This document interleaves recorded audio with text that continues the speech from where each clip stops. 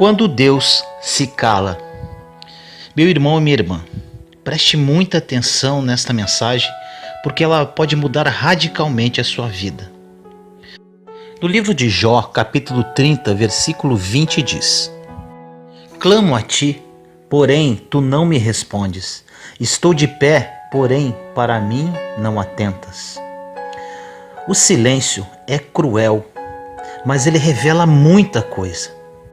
Mas eu vou te fazer algumas perguntas. Quando você não escuta a Deus, para onde você corre? Para os amigos para murmurar? Se aquieta e fica neutro ou persevera em oração? Deus conhece as pessoas quando Ele para de falar com elas. Quando Deus para de falar com alguns filhos, Ele começa a entender para onde eles correm. O primeiro efeito que o silêncio de Deus traz para a nossa vida é uma autoanálise, uma reflexão profunda. Começamos a questionar: por que isso está acontecendo? O que eu fiz de errado? Por que Deus não me responde? Não me dá uma palavra, uma profecia, um sinal? Que tipo de vida eu estou levando para o meu Pai não estar falando comigo? Em nossa vida cotidiana, quando alguém por vezes silencia conosco, não quer dizer que esta pessoa está chateada ou se vingando de nós, mas sim está fazendo de alguma forma você se autoanalisar. Não necessariamente ele está te desprezando. Às vezes ele está permitindo que você encontre a verdade em si mesmo. Você pode começar a lembrar de coisas que você possa ter feito e que está gerando este silêncio. Quando Deus cala e não te responde, quando Deus para de falar por algum tempo, quando Deus fica em silêncio, provavelmente o que Ele está provocando em você é essa autoanálise. No livro de João, capítulo 11, versículo 42 diz: Jesus levantou os olhos para o céu e disse: Pai, graças te dou, porque sempre me ouves. Deus ouve sempre, mas nem sempre responde. O silêncio, como disse, gera uma autorreflexão. Existem pessoas que não param para se autoanalisar, se Deus não ficar em silêncio por algum tempo.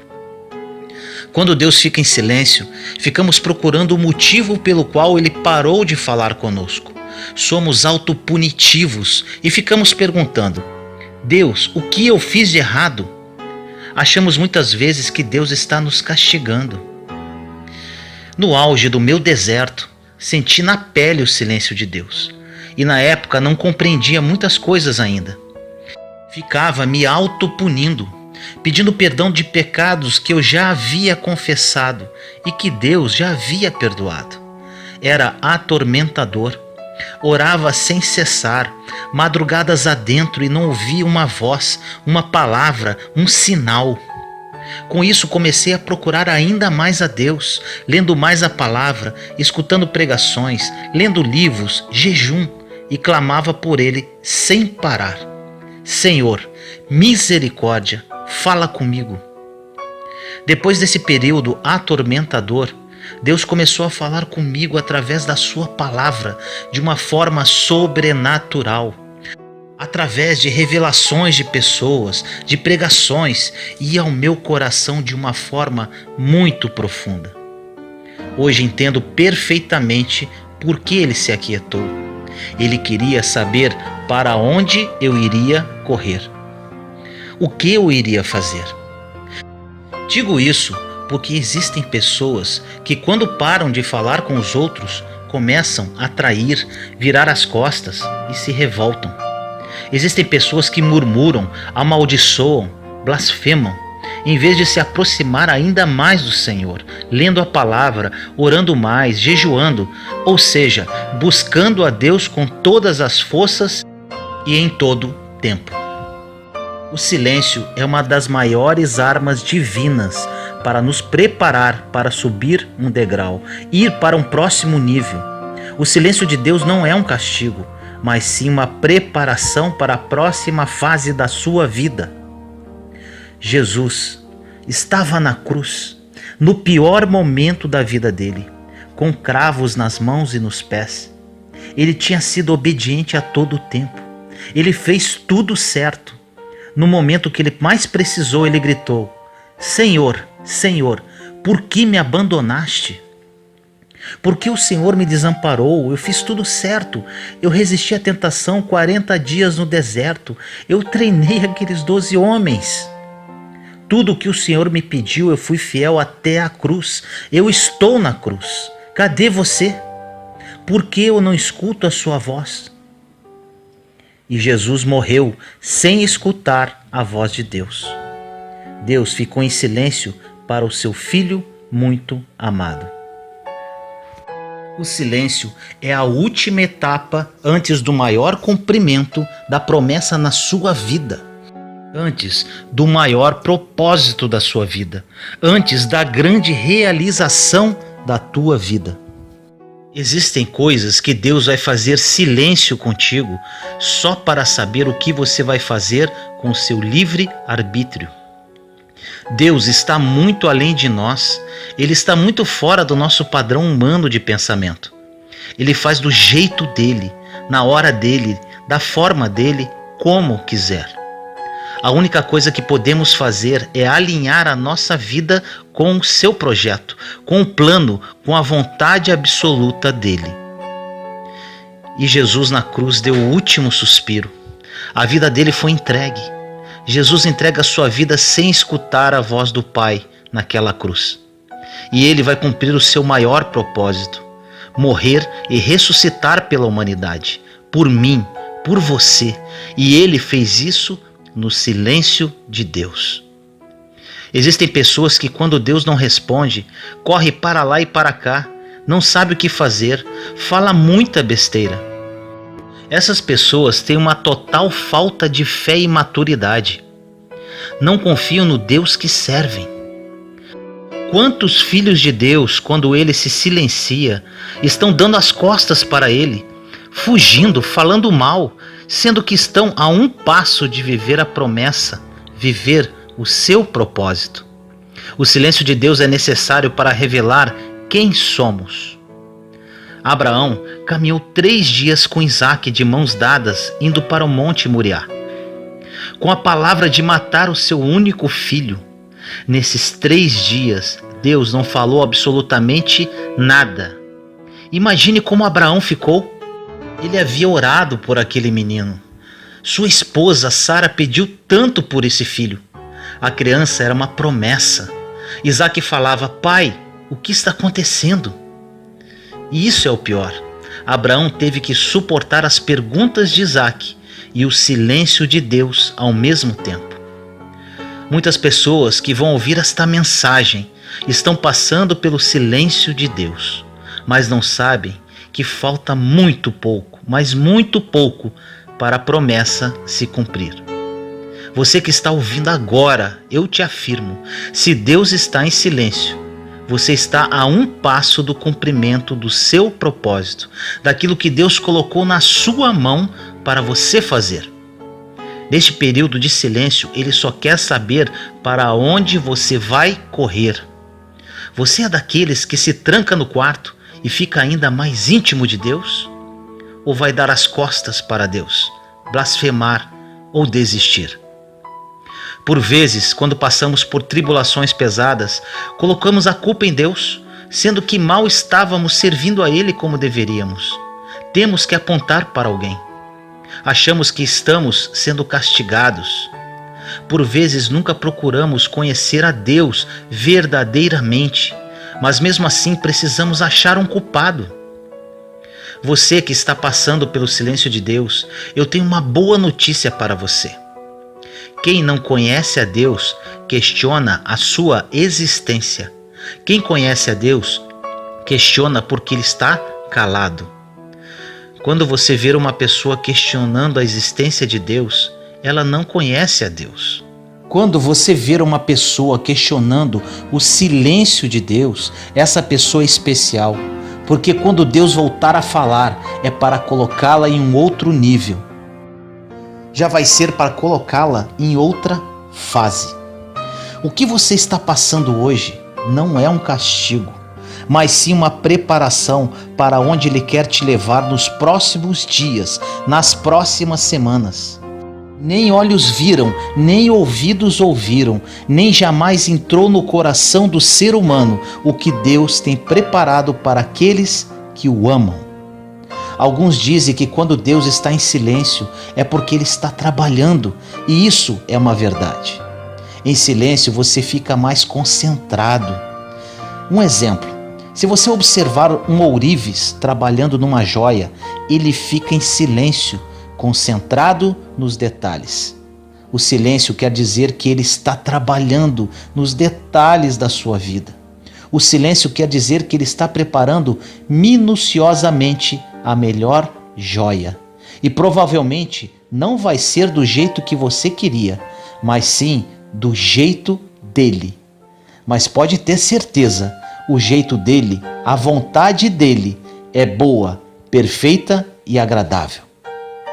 Outra situação que o silêncio de Deus revela é o seu nível emocional, o seu nível de realização, a forma que você lida com as próprias emoções. Se as suas emoções estiverem abaladas, mais revoltado você vai ficar quando Deus fizer silêncio. A Bíblia fala que o coração é a sede das emoções. Quando a Bíblia fala para guardarmos o nosso coração, ela está falando de emoções. E você revela o nível da sua vida emocional quando alguém fica em silêncio. Você pode interpretar de duas formas, como desprezo ou que ele está trabalhando muito nos detalhes. Então, de tudo que nós falamos até agora, o silêncio te leva à autorreflexão, revela para onde você vai correr e revela o nível das suas emoções, ou seja, como está o seu coração. Grave bem isso. Deus está te testando através do seu silêncio para te levar para o próximo nível. E Ele te fala hoje: saiba lidar com o meu silêncio, corra para mim, se autoanalise e veja como está o seu coração. Jesus morreu no silêncio de Deus por 3 dias e nada aconteceu. Ele cumpriu o maior propósito dele, morrer na cruz, e ainda teve mais 3 dias de silêncio. É no tempo de Deus e não no seu tempo. Com Jesus, Deus silenciou por mais 3 dias. Porém, quando o chamou ele da morte para a vida, chamou para esvaziar a tumba, para ir para a destra do Pai. Foi para fazê-lo sacerdote para sempre sobre as nações da terra.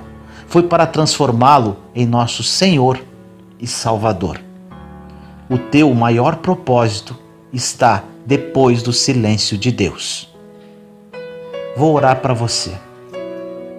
Meu Pai amado, oro nesse momento por todas as pessoas que ouvirem esta mensagem, que elas entendam o seu silêncio, que elas entendam que quando o Senhor se aquieta, não é castigo, é preparação.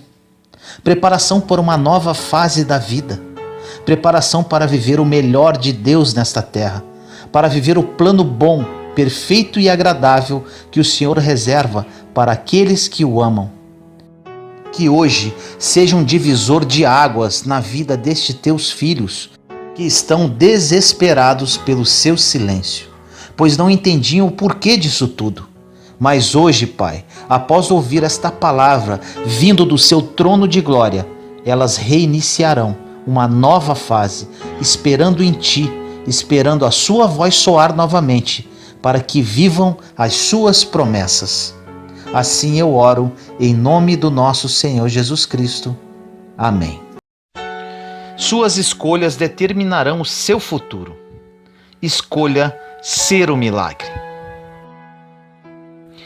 No livro de Jeremias, capítulo 33, versículo 3 diz: clama a mim e te responderei, revelando-te grandes coisas misteriosas que ignoras. Precisamos entender que conhecer as promessas é só o primeiro passo na construção da nossa história. Conhecer as promessas é entender a identidade que se tem. Depois que entendemos o que Deus espera de nós, precisamos nos mover, precisamos sair do lugar. Há algum tempo atrás, mais um recorde mundial foi quebrado. Um queniano conseguiu completar uma maratona de 42 quilômetros em menos de 2 horas. Ele estava tão animado que chegou a comparar esse marco histórico com a primeira vez que o homem pisou na Lua. Algumas coisas nesta corrida nos chamam a atenção. A primeira foi que, para que ele conseguisse bater essa meta e romper esse recorde, mais de 40 pessoas acompanharam-no ao longo da jornada. Eles foram divididos em grupos de mais ou menos 7 pessoas e ajudavam a ditar o ritmo ao longo da maratona. O corredor está lá, focado em vencer. Só que existem pessoas que estão lá focadas em ajudar e mostrar para ele o ritmo certo para chegar até o final dentro do tempo estipulado. Ele pode ser o melhor do mundo, pode ter o melhor preparo, a melhor genética, mas precisa de pessoas junto com ele, ditando o ritmo e dizendo: você não vai parar no meio do caminho, você não vai desistir aqui. Ainda existem alguns quilômetros para você enfrentar. Você não vai parar até que chegue na linha final. Outra coisa que nos chama a atenção: além dessas pessoas ajudando durante a corrida, existia um carro elétrico na frente do atleta, que projetava um facho de luz a laser, para que o corredor soubesse quais eram as melhores partes do percurso para percorrer. Tiramos uma grande lição disso. A nossa jornada de fé é exatamente como a maratona. Tem muitas pessoas que estão cansadas porque acham que a velocidade para chegar é o mais importante. Mas a nossa jornada de fé não tem nada a ver com o quão rápido vamos chegar no final. É sobre chegar ao final. Não é tão importante como começa, mas sim como termina. É sobre isso que esta mensagem vai falar. O maratonista tem mais preocupação com detalhes acerca da sua jornada do que a maior parte dos cristãos tem a respeito da sua jornada de fé.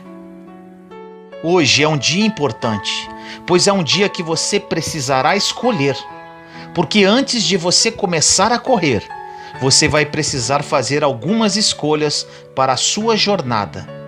Como? Quem serão seus conselheiros? Os seus combustíveis? Quais serão os próximos passos? Quais guerras vale a pena lutar? Quais portas você precisa entrar? Quem vai te manter de pé? Quem te justifica? Quem provê sobre a sua casa? No livro de Hebreus, capítulo 12, versículos 1 e 2 diz: livremo-nos de tudo que nos atrapalha e do pecado que nos envolve. Corramos com perseverança a corrida que nos é proposta, tendo os olhos fixos em Jesus, autor e consumador da nossa fé, porque ele, pela alegria que lhe fora proposta, suportou a cruz, desprezando a vergonha, e assentou-se à direita do trono de Deus. Pensem bem naquele que suportou tal oposição dos pecadores contra si mesmo, para que vocês não se cansem e não se desanimem.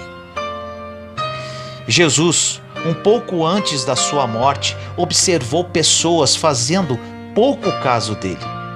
Aqueles que caminharam ao lado dele diziam que não sabiam mais quem ele era. Quando ele estava a ponto de ser entregue, de ser traído, nos momentos finais, onde ele chegou ao ponto de transpirar sangue por estar muito angustiado. Nesses momentos tristes e agonizantes, você sabe o que manteve Jesus de pé, sem desistir e sem voltar atrás? Grave isso. É porque ele olhava para a alegria que lhe fora proposta. E você sabe que alegria é essa? É olhar para você e para mim e ver que o pecado não poderia mais roubar-nos dele. É ver que nossa vida nunca mais será a mesma, porque há poder naquele sacrifício para livrar-nos da morte. Jesus olhava para o fruto da redenção e sabia que valeria a pena tudo o que ele iria enfrentar, pois ao terceiro dia, quando ressuscitasse, ele envergonharia o inferno, a morte.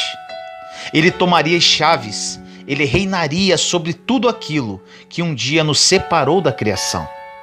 Jesus olha para nós hoje e diz: valeu a pena. Talvez a sua pergunta seja: Vinícius, como que isso se encaixa na minha vida? É simples. Às vezes estamos desistindo de um propósito que Deus tem para nós, porque esquecemos das promessas que Deus já fez e que não tomamos posse. Se Deus prometeu a você uma família, não é na primeira crise do seu casamento que você vai jogar tudo para o alto.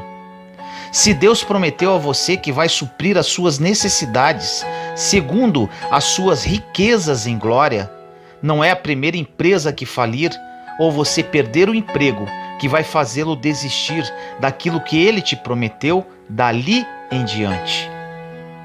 Agora, nunca esqueça disso. Não importa se é a primeira ou a última, se Deus é aquilo que te mantém de pé, nada é capaz de abater ou paralisar você. Por que muitos cristãos estão ficando no meio do caminho? Porque eles olham demais para todo o processo e esquecem da alegria que nos fora proposta. Eles esquecem que temos um refúgio, temos uma fortaleza, temos alguém que nos adotou como pai. Somos a genética do Deus que criou todas as coisas. Andamos ansiosos porque estamos focando naquilo que não temos controle e negligenciando aquilo que Deus nos deu o governo. Quantos estão preocupados com as suas finanças, mas nem sempre se preocupam quão generoso serão na hora de ofertar para a obra do Senhor? Quantos estão preocupados com a violência de uma forma macro, mas estão negligenciando a criação dos seus filhos? Quantas vezes estamos preocupados para onde o mundo está caminhando, mas nem sempre estamos preocupados para onde a nossa casa está indo? Quantas vezes assistimos o noticiário, coisas ruins, e ficamos mais preocupados com as coisas lá fora do que está acontecendo dentro da nossa casa e nem estamos percebendo? Precisamos entender que Deus estabeleceu para nós o sacerdócio, governo e autoridade. O que ele está dizendo é: cuida daquilo que eu te dei e deixa que o restante eu cuido. Deixa eu ser o Deus da sua vida. Cuida do seu sacerdócio, da sua liberalidade, generosidade, dos teus filhos, da sua casa, do seu casamento, da sua empresa. E você diz: mas Deus, o Brasil vai quebrar, está a ponto de um colapso financeiro. Te afirmo agora, se Deus for a sua esperança, a provisão não vem do mercado financeiro, nem da bolsa de valores, nem do presidente. A tua provisão vem de Deus, que fez o céu e a terra. É isso que você precisa lembrar todos os dias. Uma pergunta interessante para você: Jesus para você é importante ou suficiente? Por mais que as duas coisas pareçam quase as mesmas, elas são completamente diferentes. A vida de uma pessoa muda radicalmente quando ela tira Jesus apenas de um lugar de importância e coloca-o num lugar de suficiência. Jesus não é só mais um dos nomes. Jesus agora se tornou o único nome. Jesus não será mais uma opção de socorro quando a doença chega. Jesus é a única opção de socorro. Jesus agora não será a última opção quando a crise financeira aparece. Jesus é a sua primeira opção, porque é Ele que provê. É Ele quem dá a semente, o que semeia. É Ele que te dá unção criativa para enxergar o que ninguém está enxergando. Precisamos definir se Jesus vai ter um lugar de importância em nossa vida. O motivo pelo qual o evangelismo fracassa muitas vezes é porque não parecemos com o Cristo que professamos.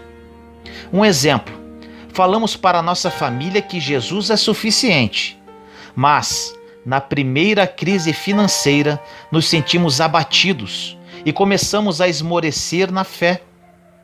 Muitas pessoas estão dizendo nas redes sociais que Jesus é o suficiente, mas no primeiro problema de relacionamento já dão espaço para pensamentos de morte, de desistência e começam a questionar a fé. Meu irmão e minha irmã, quando declaramos para o mundo que Jesus é o suficiente, estamos dizendo que nada mais precisa ser acrescentado, porque todo o nosso vazio já foi preenchido por Ele. Um detalhe sobre o encontro de Jesus e Marta, poucas pessoas percebem. Quando Jesus chegou, Lázaro estava morto. O povo todo estava desesperado, alguns até chateados com Jesus, questionando por que ele não veio antes. Outros choravam pela morte de Lázaro. A Bíblia diz que quando Jesus chegou e aproximou-se de Marta, ela disse, em João 11:21, se você tivesse aqui, o meu irmão não teria morrido. Então disse Jesus, Marta, o seu irmão vai ressuscitar.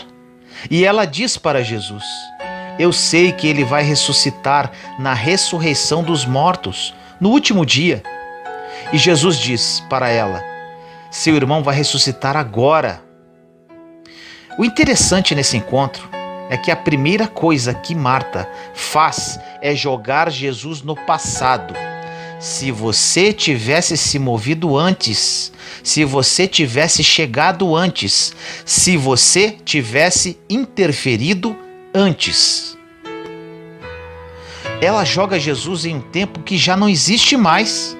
E quando Jesus falou sobre ressuscitar, a mesma o jogou para o futuro, no último dia, na ressurreição. Ou seja, ela colocou Jesus em um tempo que ainda não chegou. Mas Jesus não existe apenas para trazer sentido ao passado, mas sim esperança para o futuro. E mudou a história dela no hoje. O que isso tem a ver com a nossa vida, com a nossa história? É porque às vezes falamos, Senhor, se aquilo tivesse sido diferente, se aquela porta tivesse aberto um pouco antes, se aquele negócio tivesse sido fechado, se aquela entrevista tivesse dado certo, se aquele convite para aquela empresa tivesse acontecido, se eu não tivesse falado o que eu falei, se eu não tivesse feito as alianças que eu fiz. E Jesus te diz hoje, pare de me colocar em um tempo que não existe mais e olha para aquilo que está disponível hoje. Eu, Jesus, continuo mudando histórias, eu continuo liberando destinos, eu continuo curando os enfermos, eu continuo restaurando casamentos, eu continuo ressuscitando o que morreu em sua vida. O mesmo Deus que fez o passado continua fazendo hoje. Durante a nossa jornada de fé, precisamos escolher que Jesus é o suficiente. Deus pode liberar para você palavras, destinos, pode te dar algo tão poderoso que você nem ousaria um dia imaginar. Ele pode mudar para sempre a sua história. Jesus é importante e o suficiente. Precisamos fazer um exercício prático. Quando alguma coisa acontecer, uma circunstância adversa, quando tempestades se levantam, quando as coisas fogem do nosso controle, precisamos fazer memórias e pensar que não somos qualquer um, pois carregamos promessas do nosso Pai e elas vão acontecer, porque aquele que prometeu é fiel para cumprir. As coisas podem passar, palavras podem passar, promessas de homens passarão, cenários, circunstâncias, mas as palavras que eu carrego não passarão, diz o Senhor. Você sabe o que Deus estabeleceu para nós através da redenção? Ele trouxe para nós acesso à paz que excede todo entendimento, Filipenses 4:7. Temos acesso à ausência de ansiedade, 1 Pedro 5,7, que diz: pois lance sobre ele toda a vossa ansiedade, porque ele tem cuidado de vós. Temos proteção em meio ao deserto, Salmo 23,4, que diz: mesmo que eu ande pelo vale da sombra da morte, mal nenhum eu temerei, porque tu estás comigo. Temos acesso à provisão, Filipenses 4,19, que diz: porque o meu Deus suprirá todas as necessidades de vocês, segundo as suas riquezas em glória. Temos acesso ao cuidado, Salmo 91,7, que diz: porque 1000 podem cair ao teu lado e 10.000 à tua direita, mas você não será atingido. Nós temos acesso ao renovo, Isaías 40:29, que diz: ele fortalece o cansado e dá grande vigor ao que está sem força. Porque até os jovens se cansam e ficam exaustos, os moços tropeçam e caem, mas aqueles que esperam no Senhor têm esperança, renovam as suas forças, voam bem alto como águias, eles correm e não ficam exaustos, eles andam e não se cansam. Deus nos dá descanso. Mateus 11:28 diz: pois vinde a mim todos vós que estáis cansados e sobrecarregados, que eu vos aliviarei. Tomai sobre vós o meu jugo e aprendei de mim, que sou manso. Existem todas essas realidades, mas precisamos entender que elas estão disponíveis não ontem, não amanhã, mas hoje. Ouvimos tantas pregações, mas o que vai mudar a nossa história não é a quantidade de revelações que ouvimos, mas a quantidade de revelações que colocamos em prática em nosso dia a dia. Eu não quero compartilhar com você mensagens de ânimo, porque a base do ânimo é a emoção, e emoções passam. O que eu quero compartilhar com você é que Deus continua fazendo milagres sobrenaturais, sinais e maravilhas. Mas você precisa se mover na altura dessa revelação. Entenda quem você é e caminhe debaixo dessa revelação. Você precisa saber qual a sua identidade como filho ou filha de Deus, pois o entendimento dessa identidade liberará o favor de Deus sobre a sua história. Se você sabe quem é, saberá do que pode. Se você sabe quem é, saberá até onde vai.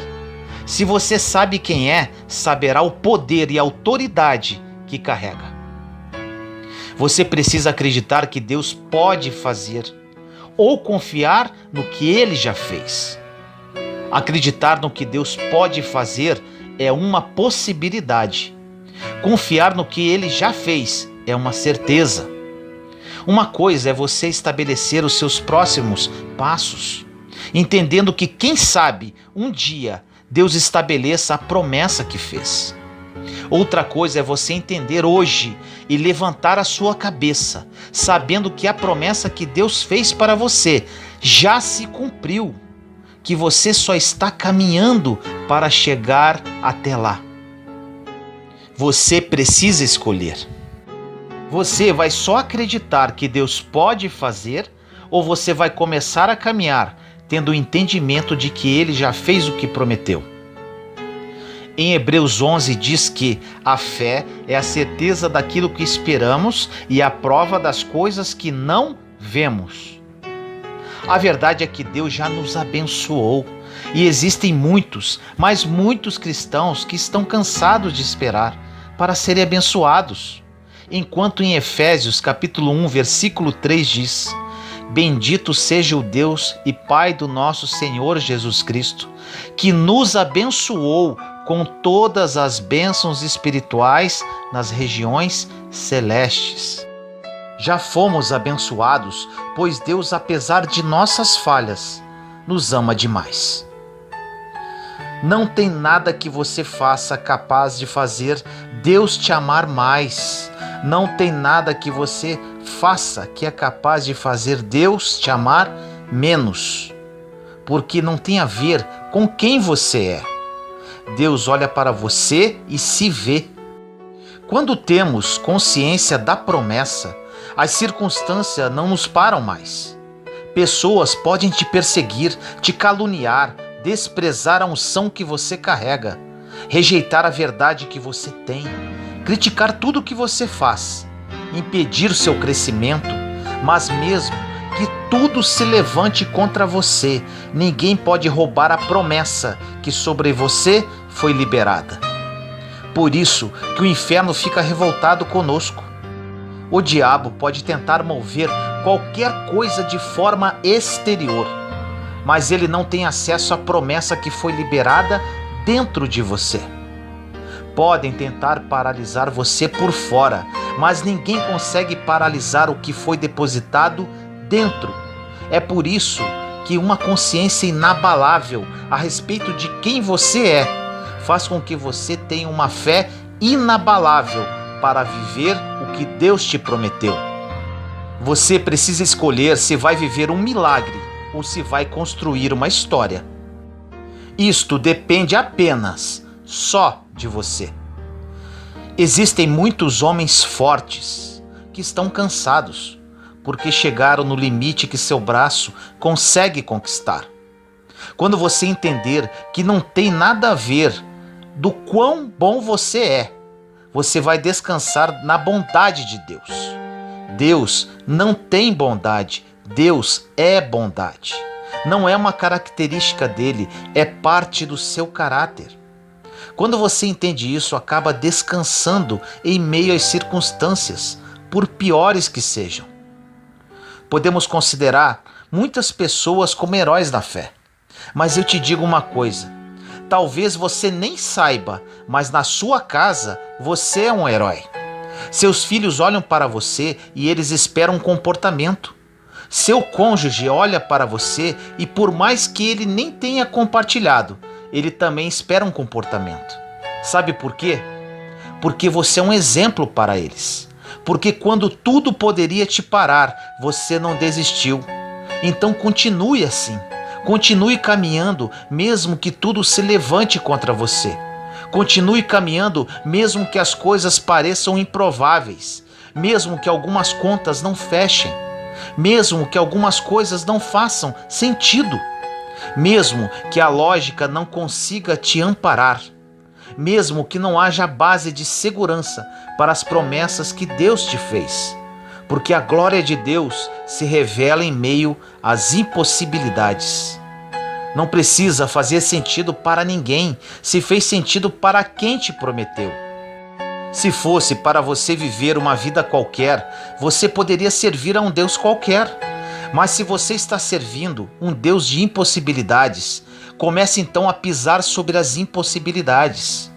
Se você está servindo a um Deus sobrenatural, comece então a desejar o sobrenatural.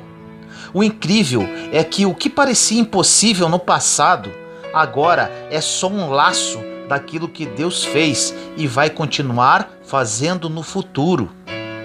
Deus te diz para fazer memória de tudo aquilo que Ele já fez lá atrás, porque isso será o combustível que você precisa para continuar crendo que Ele continuará fazendo lá na frente também. Nunca esqueça de onde Ele te tirou. Não esqueça dos sonhos tão pequenos que você carregava. Deixa Deus começar a estabelecer os seus passos. Deixa Deus começar a escrever as próximas páginas da sua história. O que é mais fácil? Colocarmos o cajado no mar ou fazer o mar inteiro se abrir? Procurarmos no meio da multidão alguém que tenha 5 pães e 2 peixes? Ou multiplicarmos isso para que milhares de pessoas comam? Lançarmos uma pedrinha ou derrubar um gigante? Rolar uma pedra ou fazer o morto ressuscitar? Vencer o inferno, as doenças, as potestades, a morte, ou só aceitar aquele que já fez tudo isso e se entregou por nós. Faça o que é fácil. Deixe que Deus faça o impossível. Faça o simples e veja o que só Deus pode fazer. Você deseja viver até onde consegue ir ou deseja ver milagres? Na verdade, dizemos que acreditamos em milagres, mas fazemos de tudo para não depender de um. Deus diz para você que milagre não é uma saída de emergência. Milagre é a expressão de quem Ele é. Milagre não é o socorrer de Deus quando nada mais parece fazer sentido. Milagre é Deus te colocar em lugares onde você não poderia ir sozinho. Milagre não é só um socorro quando se esgotam as possibilidades. Milagre é a sua primeira possibilidade e a maior de todas as outras. Milagre é alguém que era completamente improvável para os outros. Agora começa a construir uma história junto com Deus. Milagre é alguém que não tinha nada para oferecer, mas foi comprado a preço de sangue por alguém que tinha toda a glória e se despiu de toda ela para ter você de volta. Milagre é um Deus que conhece todos os nossos pecados e ainda assim continua nos desejando mais que todas as coisas. Milagre é quando olhamos para os nossos filhos e não conseguimos explicar para eles como é maravilhoso ser chamado de pai. Milagre é Deus confiar a única mensagem capaz de mudar uma geração de homens falhos como eu e você. Milagre é entrarmos cansados e sairmos renovados. É entrarmos sem esperança e sairmos sonhando. É entrarmos com pensamentos de morte e sairmos com a própria vida de Deus sobre nós. Um milagre é uma mulher que não pode ter filhos começar a gerar.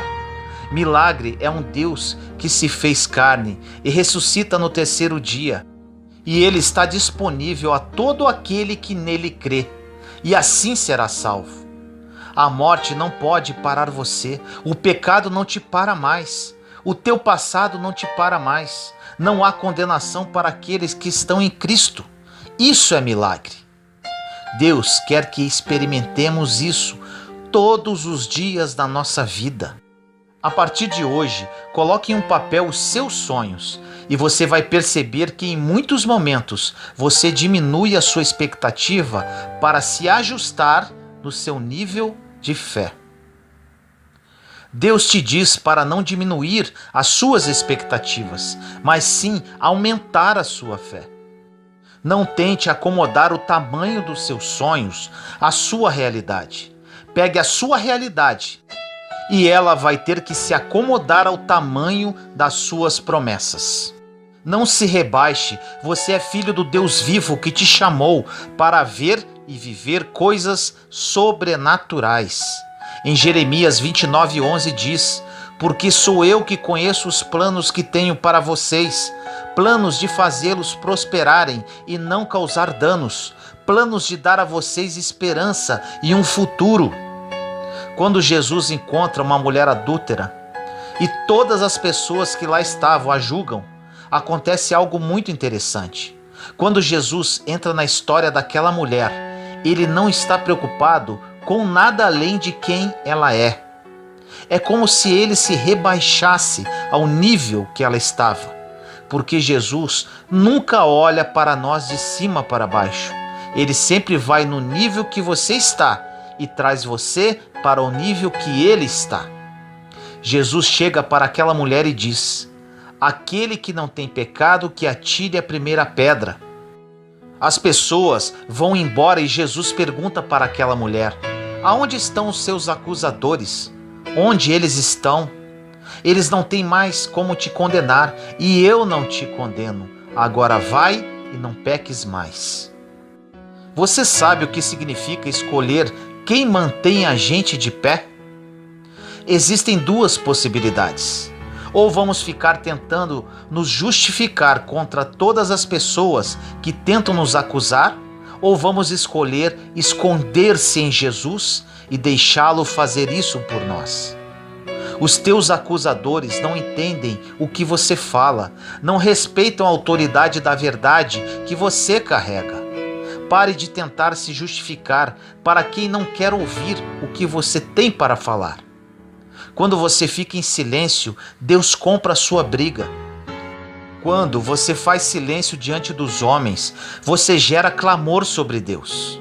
Pare de falar para todo mundo o que você está passando e compartilhe com o único que pode mudar a sua história. Pare de postar nas redes sociais os seus lamentos. Pare de compartilhar sua vida com quem não pode liberar o seu destino. Deus é o único capaz de colocar você de pé. Maior é o que está em nós do que aquilo que vem contra nós. Escolha quem constrói a sua casa, quem provê sobre os seus filhos, quem te coloca de pé, quem dá a última palavra, quem é a sua esperança, quem é teu firmamento, quem está construindo a sua história. Para onde estão voltados os seus olhos e para onde a sua casa está caminhando? Hoje é o dia. Você precisa escolher se vai se acomodar a viver como convém e conquistar qualquer coisa, ou se a partir de hoje você não vai aceitar nada menos do que viver por milagres. A escolha é sua. Ore comigo assim: Senhor amado, nos colocamos em sua santa presença neste momento, seus filhos e filhas. Pai, que essa mensagem toque corações, transforme vidas, restaure famílias, converta almas. Que todos aqueles que a ouvirem entendam que o Senhor é o provedor, que o Senhor é que coloca de pé, que o Senhor que dá a última palavra, que o Senhor é a única esperança e firmamento, que o Senhor é quem constrói a nossa história.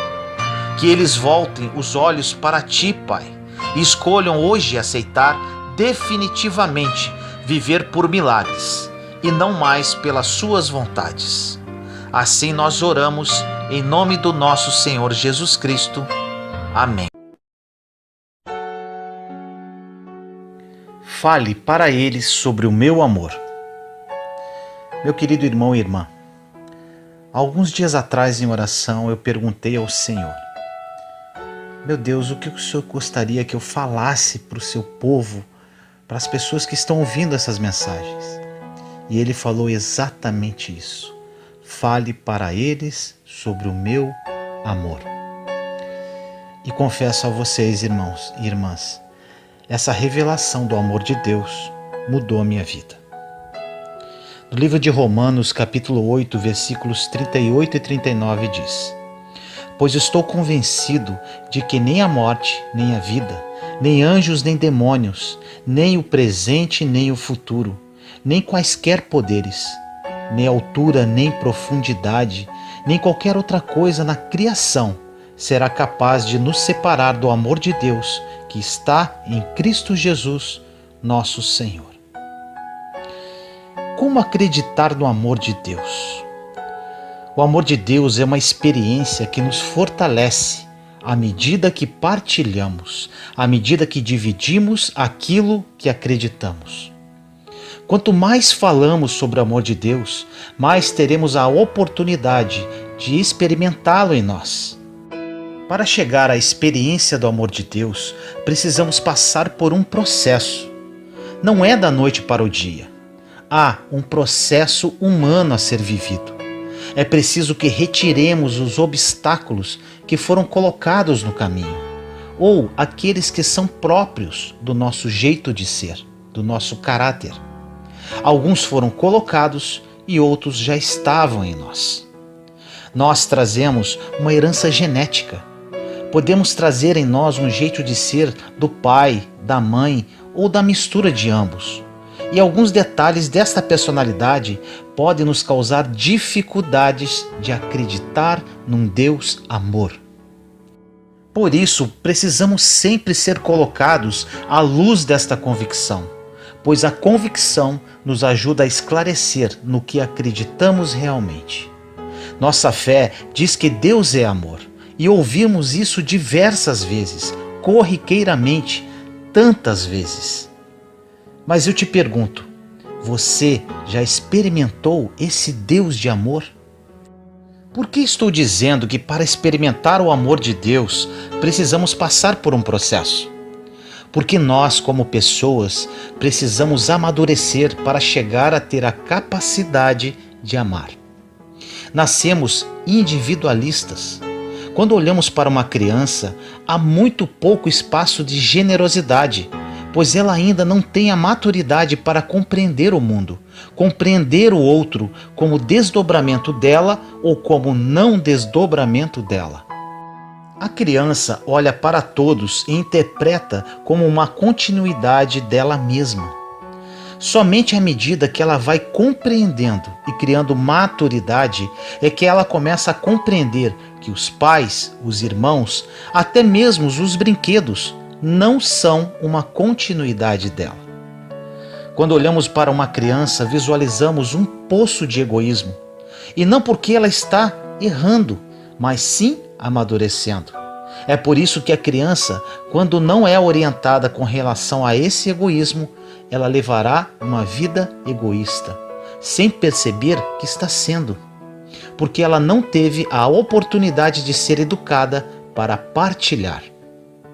Claro que existem exceções, crianças que não são tão egoístas, que já trouxeram uma herança genética que as favorece, mas mesmo assim, elas precisam aprender sobre o valor da generosidade.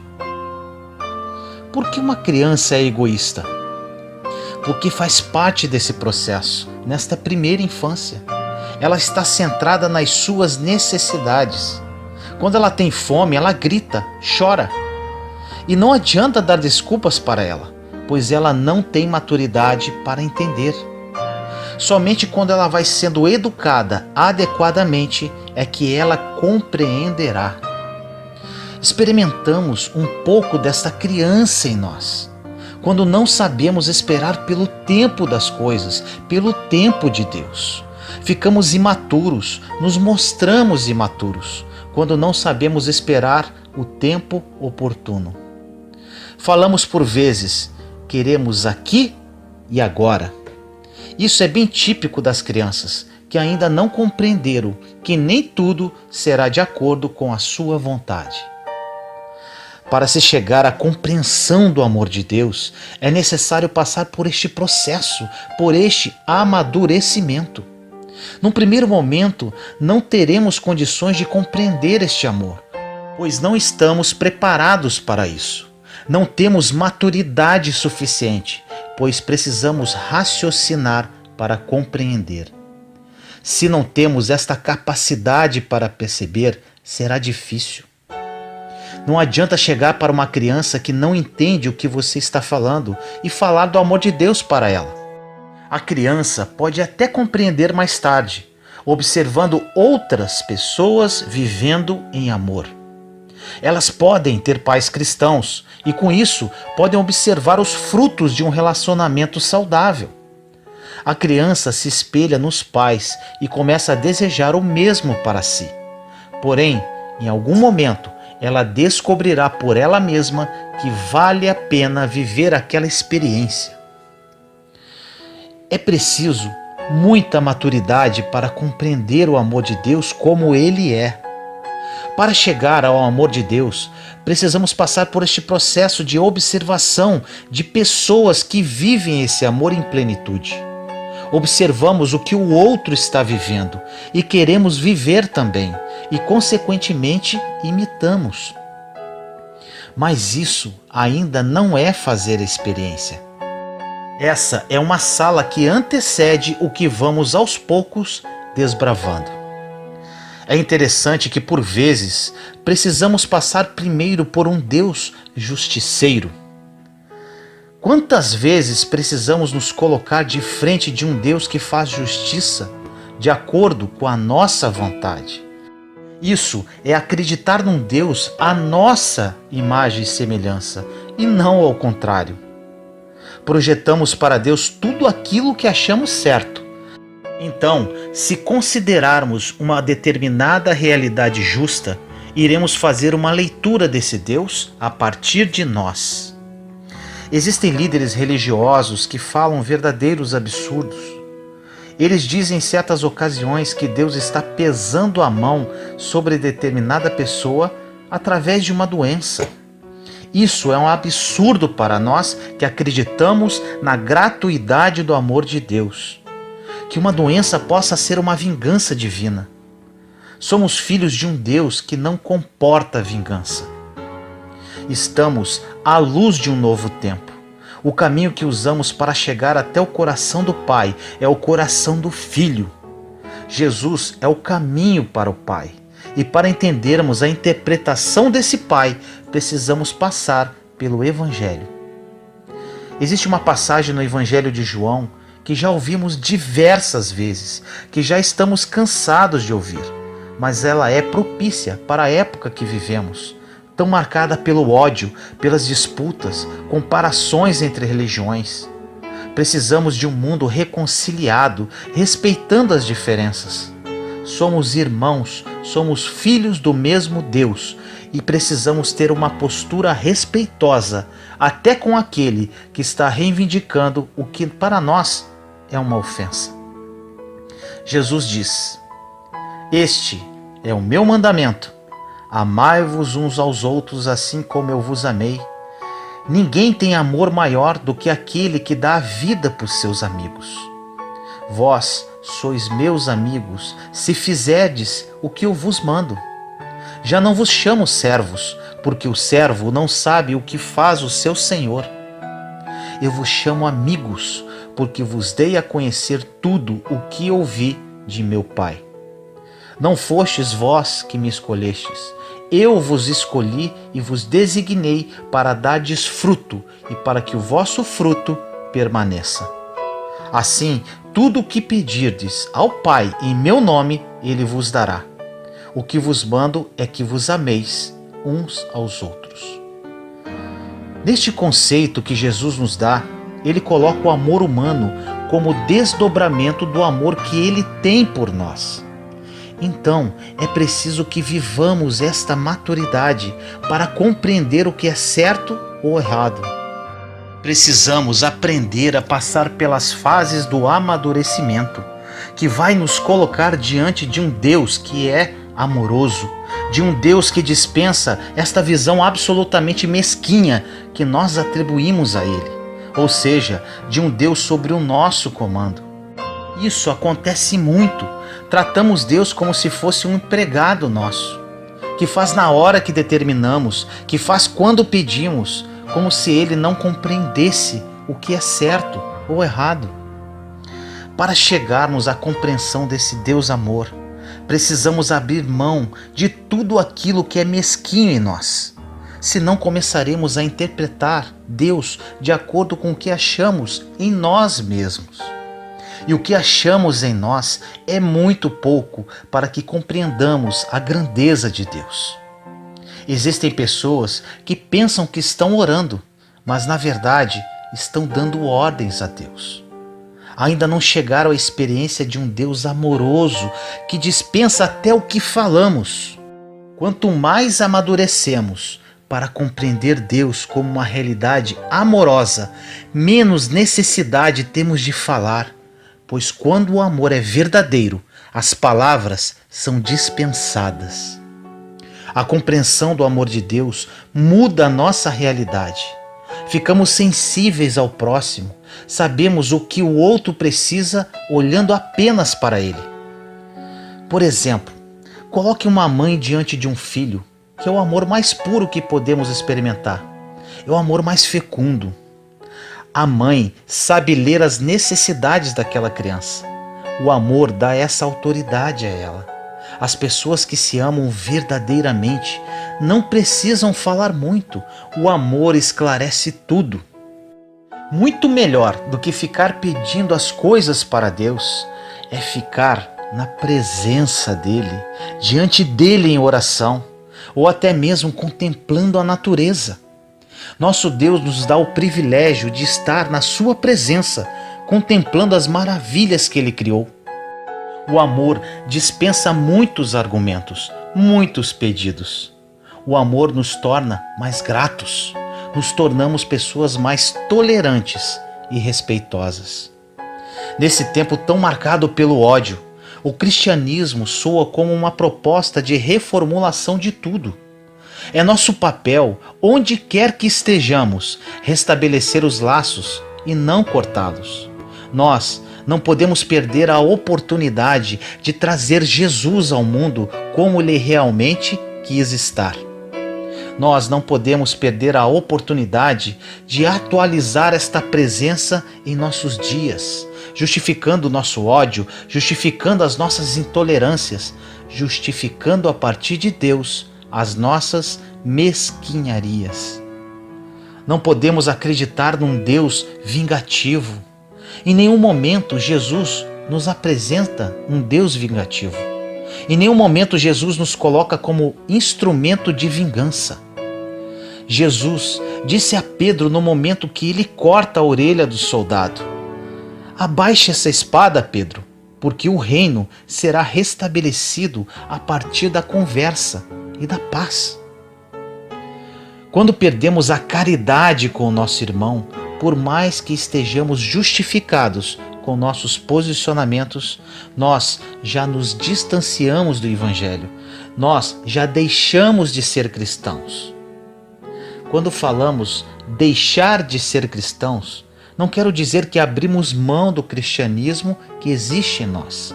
É que momentaneamente podemos perder a postura cristã. Precisamos nos policiar constantemente para viver esse conceito do amor, da paciência, da caridade e de tudo aquilo que é primo, parente do amor. O amor é o sentimento maior. É ele que conduz o homem bem-aventurado. É ele que faz com que as virtudes floresçam e depois vêm os sentimentos e atitudes próximos a ele, que vão formando uma vida virtuosa. Porque em última instância, meus irmãos e minhas irmãs, a nossa salvação depende disso. Paulo retrata o amor em sua primeira carta aos Coríntios, no capítulo 13, de uma forma maravilhosa. Até que ele diz no versículo 2: se não tiver amor, de nada seria. Esse amor não pode ser teórico. Precisamos criar uma maturidade emocional para que possamos compreender esse amor como uma postura, um jeito de ser, que vai passar pelas nossas palavras, que vai passar pelo nosso olhar, que vai passar pelas nossas atitudes. Nunca erramos quando amamos, quando temos paciência e quando temos firmeza em nossas posturas, sem perder a caridade e o respeito. No livro de Efésios, capítulo 5, versículos 1 e 2 diz: portanto, sejam imitadores de Deus como filhos amados e vivam em amor, como também Cristo nos amou e se entregou por nós como oferta e sacrifício de aroma agradável a Deus. Deus está nas pequenas coisas, nos pequenos gestos de bondade e nos abraços cheios de amor. Essa é a essência. A fonte de todo amor está dentro de você. Se afogue na profundidade do amor de Deus. Esse amor é a essência da vida. Quando você receber essa revelação do amor de Deus, sua vida será transformada, porque nada mais vai importar. Vou orar por você. Grande e maravilhoso Deus, durante esses dias em oração, falei com o Senhor sobre o que deveria falar com seus filhos. O Senhor me disse para falar do seu amor. No dia de hoje, Pai, peço que todas as pessoas que assistirem este vídeo tenham a oportunidade de receber de Ti essa revelação que mudou a minha vida para sempre. Quando conhecemos o seu amor em espírito e verdade, nada mais importa. Invada lares, Senhor, toque vidas, transforme famílias, cure, liberte através do poder do seu amor. que as pessoas sejam tocadas pelo seu Santo Espírito e que realidades de vida sejam transformadas para sempre. Assim eu oro em nome do nosso Senhor Jesus Cristo. Amém.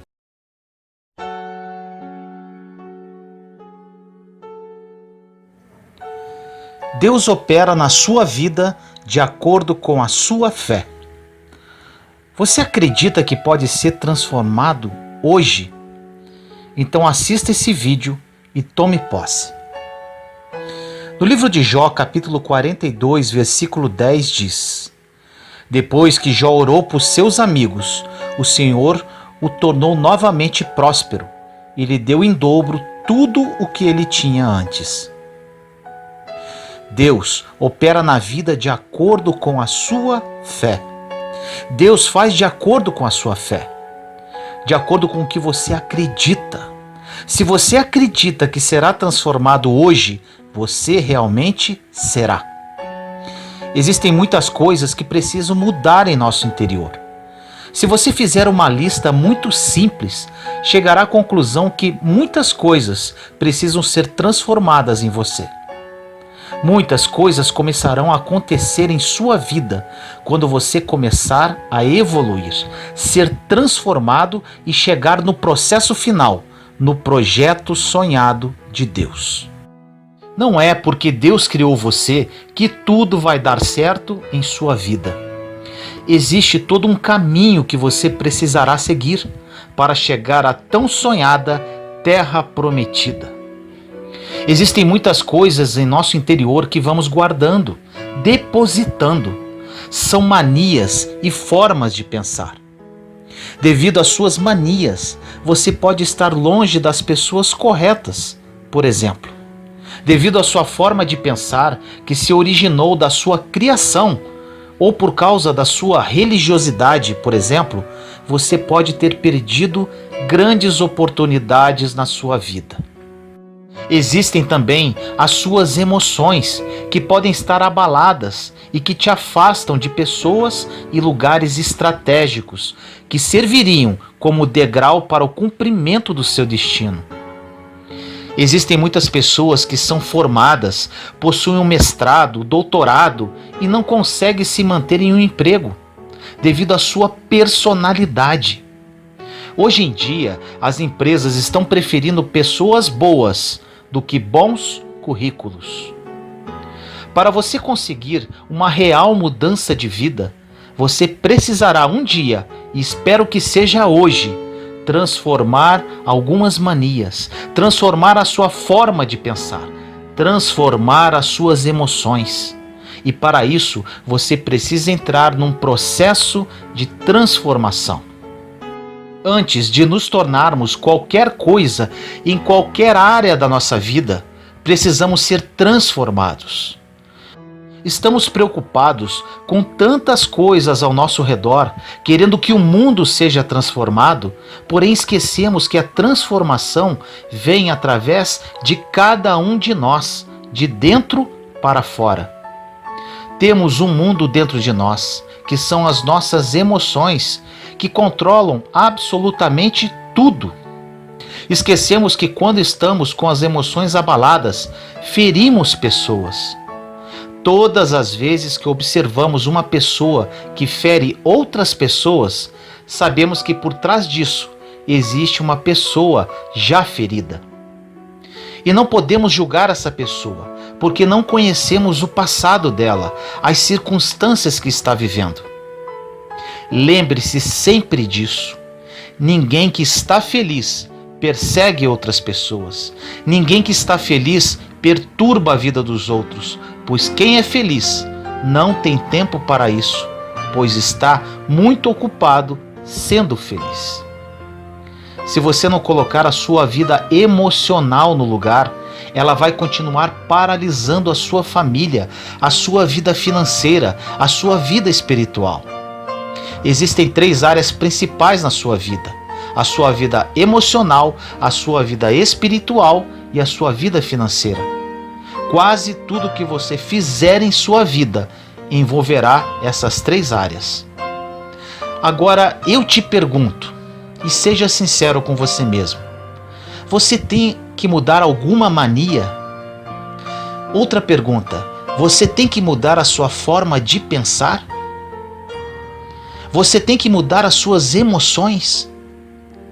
Com certeza, você responderá sim para as 3 perguntas. Mas eu te afirmo, a culpa não é sua. A vida veio e nos feriu. As pessoas que você mais confiava viraram as costas para você quando você mais precisava. Quem deveria abraçar você no momento difícil desapareceu. Pessoas de confiança nos traíram. Aprendemos a nos armar, a andar sozinhos, a lutar com nossas próprias forças. Acabamos blindando nossas emoções de uma forma que não conseguimos mais encontrar a real felicidade. Hoje é dia de mudança, de transformação. Para ser transformado, você precisa passar por um processo. É como a lagarta que se transforma em borboleta. Ela precisa passar pelo processo do casulo. Falei sobre isso num vídeo chamado Você Realmente Precisa de um Milagre? O link se encontra na descrição deste vídeo. Nunca se esqueça que o milagre é uma exceção e não uma regra. A regra é o processo de transformação. E nesse processo você será transformado, ficará maduro e se transformará na pessoa que Deus projetou. Você não vai sair desta terra até cumprir o propósito que Deus planejou para você. Você precisa passar por esse processo para virar uma referência para as outras pessoas. Quem ainda não sofreu, aprenderá com você como não sofrer. Seus filhos não precisam passar pelo que você já passou. As pessoas que trabalham com você não precisam sofrer o que você já sofreu. As pessoas que cruzarem pela sua vida não passarão pelo que você passou, pois você será uma referência de superação para cada uma delas. Temos o grande exemplo de Jó. A maior tragédia que aconteceu na vida dele o colocou na história. Não o seu sofrimento, mas a sua superação. A fase de transformação, ela é inevitável e importante, porque é nessa fase que você revelará 2 coisas. Essas 2 coisas se revelarão no meio do processo de transformação, quando tudo está dando errado, na contramão, quando você está no meio da confusão, no olho do furacão, quando as más notícias chegam e você não sabe mais o que fazer. Essas 2 coisas serão expostas, reveladas. A primeira situação que você revelará está no livro de Jó, capítulo 1, versículos 19 e 20, que diz: Quando de repente um vento muito forte veio do deserto e atingiu os 4 cantos da casa, que desabou. Eles morreram, e eu fui o único que escapou para lhe contar. Ao ouvir isso, Jó levantou-se, rasgou o manto e raspou a cabeça. Então prostrou-se no chão em adoração e disse: Saí nu do ventre da minha mãe e nu partirei. O Senhor o deu, o Senhor o levou. Louvado seja o nome do Senhor. Jó estava recebendo a notícia que todos os seus filhos haviam morrido no mesmo dia. Quem perdeu um filho conhece essa dor. Jó perdeu todos no mesmo dia. Ele estava recebendo a notícia que todos os seus bens haviam sido destruídos também, naquele mesmo dia. Ele perdeu tudo e não tinha para onde ir. Ele perdeu sua família, seus bens e não tinha nem o que comer. E no pior dia da sua vida, onde todas as piores notícias chegaram, de uma só vez, ele reage lançando-se em terra e adorando ao Senhor. A primeira coisa que você revela quando está no processo de transformação é no que você acredita. Você não mostra em que você acredita na bonança. na igreja. Você revela realmente o que você é no dia difícil, no dia mau, na má notícia, quando deu tudo errado, quando você é envergonhado, humilhado, não tem para onde ir, não tem o que comer, onde tudo que você amava se foi, onde as pessoas se afastam de você porque não querem estar contigo. É nesse dia que você vai revelar no que você acredita. São nesses dias que você revela a sua fé. E essa fé é demonstrada para todo mundo no meio do processo de transformação. Quando deram a primeira oportunidade para Jó falar, ele disse: eu entrei nu nesta terra e tudo que eu fui conquistando foi Deus que me deu. Agora Deus resolveu tirar. Da mesma forma que ele deu, ele tirou. Então, louvado seja o nome do Senhor. Falar isso na igreja é fácil, mas falar isso no dia de enterrar um filho, ou falar isso no dia em que você perdeu um emprego, ou no dia que você foi traído pelo seu cônjuge. Nesses dias de dor que mostramos realmente quem somos e em quem acreditamos. As pessoas te conhecerão neste dia. Toda a autoridade que você terá na vida será consequência de como você lidou com a dor no período de transformação. Todas as lembranças que as pessoas terão de você serão com relação à sua reação no período de dor, de como superou os seus problemas. Muitas pessoas olham para a minha vida hoje, na minha transformação e em tudo que Deus tem feito em todas as áreas da minha vida de uma forma sobrenatural e ficam surpresas. Algumas dizem que quando eu estava passando pela dor terrível da minha transformação, não transparecia que estava com problemas. Te afirmo, foi muito difícil, pois o processo realmente é difícil. Você chora muito, fica triste, desesperado, perdido, sem rumo. Mas nunca deixei as minhas emoções e sentimentos sobreporem a minha fé, pois conheço o Deus que sirvo, um Deus que me ama e me levanta das cinzas, um Deus que tem a salvação, um Deus que restaura a vida financeira, que restaura a vida sentimental, que restaura a vida emocional, que te dá uma nova oportunidade. Um Deus especialista em recomeços. Um Deus que pode tudo. A segunda coisa que você vai revelar no dia mau é quem é você de verdade. Qual a sua identidade? Primeiro, você vai revelar em quem você acredita. E segundo, revelará quem é você verdadeiramente. Quando as más notícias chegaram para Jó, ele rasgou suas roupas, que provavelmente eram boas vestimentas, devido à sua condição. Raspou a cabeça e adorou, porque no dia mau você volta a fazer o que você é de verdade. É por isso que existem pessoas que, quando recebem alguma má notícia, voltam para as drogas. Outros saem para atrair o cônjuge. Existem pessoas que nos dias maus só fazem besteira, porque voltam para o lugar de segurança, para a sua real identidade, para o que realmente são. No dia mau de Jó, a sua postura de adorador se revelou. Todos conheceram a verdadeira identidade dele. Jó é um adorador. Ele glorificou o nome do Senhor quando tudo deu errado na vida dele. As pessoas conheceram Jó não pela sua fama de rico, mas pela superação da sua dor. As pessoas se conectam com a superação da sua dor. Não despreze o processo de transformação, porque é nesse processo que você está mostrando quem é você e no que você acredita durante esta fase.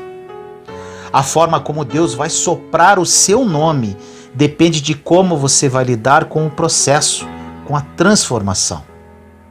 Esse processo de transformação não é uma etapa de reclamação. A reclamação é a maior roubadora de energia emocional e espiritual do ser humano. A reclamação é algo tão trágico para Deus e algo tão vitorioso para o diabo, que na própria história de Jó, no capítulo 1, versículo de 9 a 11 diz: Será que Jó não tem razões para temer a Deus? Respondeu Satanás. Acaso não puseste uma cerca em volta dele, da família dele e de tudo o que ele possui? Tu mesmo tens abençoado tudo o que ele faz, de modo que todos os seus rebanhos estão espalhados por toda a terra. Mas estende a sua mão e fere tudo o que ele tem, e com certeza ele te amaldiçoará na tua face. Nesta passagem, observamos uma verdadeira aposta do diabo com Deus, com relação à reclamação do ser humano. A reclamação de Jó se tirasse tudo o que ele tinha. O processo de transformação é local para aprender e não reclamar.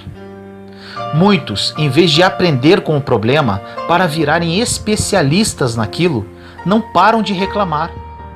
Processo é lugar de aprendizado e não lugar de reclamação, murmuração e blasfêmia. Feche a boca e comece a observar.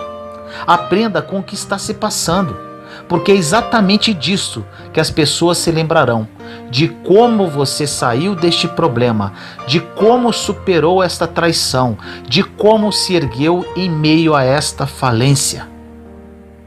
Agora, uma dica para sair mais rápido deste processo. No livro de Jó, capítulo 2, versículo 13 diz: Depois se assentaram no chão com ele durante 7 dias e 7 noites. Ninguém lhe disse uma palavra, pois viam como era grande o seu sofrimento. Os amigos de Jó tentaram se aproximar dele, porém viram que a dor era muito profunda e preferiram se calar. Mas no capítulo 4, Elifaz, um dos amigos de Jó, começa a fazer várias perguntas estratégicas para ele, nos versículos de 1 a 6, que diz: Então respondeu Elifaz de Temã: Se alguém se aventurar a dizer-lhe uma palavra, você ficará impaciente? Mas quem pode refrear as palavras? Pense bem, você ensinou a tantos, fortaleceu mãos fracas, suas palavras davam firmeza aos que tropeçavam, você fortaleceu joelhos vacilantes. Mas agora que se vê em dificuldade, você se desanima? Quando você é atingido, fica prostrado? Sua vida piedosa não lhe inspira confiança e o seu procedimento irrepreensível não lhe dá esperança? Reflita agora, qual foi o inocente que chegou a perecer? Onde foi que os íntegros sofreram destruição? Se você quer sair rápido de um problema, você precisa aprender a se fazer perguntas. Jesus é um grande exemplo. Ele mais perguntava do que respondia. Aprenda uma lição. A vida não se trata de ter respostas, mas de fazer as perguntas certas. Não se pode ter a resposta certa fazendo a pergunta errada. Por isso você precisa ser muito bom em fazer perguntas. Os questionamentos de Elifaz acarretaram num processo de levante de Jó.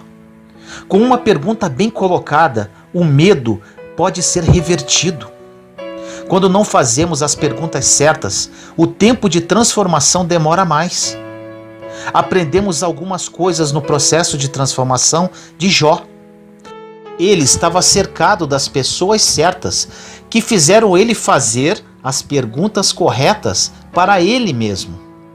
Uma coisa que você precisa ficar atento quando você está passando pelo processo da transformação é observar quem está do seu lado neste período, quem vai falar no seu ouvido durante esse processo. No processo de transformação, as suas emoções estão expostas. Por isso, as pessoas que andam com você e os lugares que frequenta são primordiais para uma mudança eficaz e mais rápida. Jó teve um processo de transformação rápido e Deus proporcionou o dobro de tudo o que ele tinha. E hoje, depois de milhares de anos, estamos falando dele, devido à dor que ele superou, servindo de exemplo para a nossa vida. Jó não foi apenas um homem que passou por dores, até porque todos nós passamos, mas sim um homem que superou as suas dores. Não é passar, é superar. As pessoas vão somente lembrar de como você lidou com suas dores, com seus problemas. Vão lembrar de como você lidou com um dia mau. Vão lembrar de como você era e de como você está. Vão lembrar do perdão que você liberou. A única forma de sair do processo de transformação é resolver os seus problemas dentro dele e não fora, porque fora não tem como resolver. Deus conduziu você até esta mensagem hoje, porque chegou o tempo de transformação. Não será mais processo de transformação, mas sim tempo de desfrutar a sua transformação. As pessoas vão saber que Deus é Deus pela nova criatura que você se transformou. Ele restaurará todas as áreas da sua vida. Muitos vão conhecer Deus através da sua vida, devido à sua superação. Se você está sem esperança nenhuma, renove-a agora, neste instante, porque chegou um novo tempo em sua vida, um tempo de cumprimento de promessa. Seu nome será conhecido, você será referência e vai ensinar para muitas pessoas como superar o processo de transformação. O nome de Jesus ficará mais famoso através do seu testemunho de vida. Tome posse desta palavra agora, assim como você ouviu hoje sobre a superação de Jó e disse: ele conseguiu e eu também vou sair dessa. Outras pessoas vão ver a sua superação e vão dizer também: eu também vou sair dessa. Ore comigo assim: Senhor amado, nos colocamos em sua santa presença neste momento. Eu, meus irmãos e irmãs em Cristo, para pedir a sua intervenção. Pai, eu passei por este pesado processo de transformação. Foi muito difícil e doloroso, mas Senhor, hoje estou liberto e vivendo os seus planos em minha vida. Muitos dos seus filhos e filhas que ouvem esta mensagem agora estão no meio desse processo. Muitos querem desistir como eu quis. Muitos não aguentam mais como eu não aguentava. Muitos não entendem como eu não entendia. Mas, Senhor, peço no dia de hoje o fortalecimento dessas almas. Renova-os agora como fez comigo. Que eles entendam da necessidade deste processo, para que vivam e desfrutem da nova criatura que o Senhor está criando em cada um, para viver os seus sonhos e trilharem o caminho da paz, prosperidade, caridade, benignidade e amor. Assim eu oro, em nome do nosso Senhor Jesus Cristo. Amém. Como descobrir o meu propósito? Hoje, essa pergunta será respondida.